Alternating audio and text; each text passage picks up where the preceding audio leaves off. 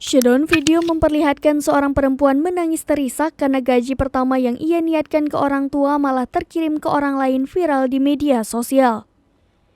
Video mengenai salah kirim uang ini diunggah oleh pengguna TikTok @fahadabistari, yakni pengguna media sosial berasal dari Malaysia.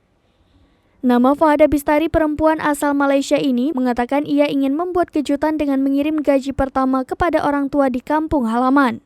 Namun, karena tidak teliti sebelum mengirim uang, gaji pertama yang ia niatkan untuk orang tua malah terkirim kepada orang lain.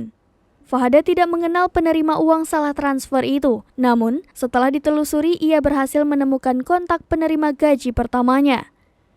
Meskipun telah berhasil menemukan penerima, namun penerima uang itu berupaya membujuk Fahada agar menganggap uang yang telah dikirim itu sebagai sedekah saja.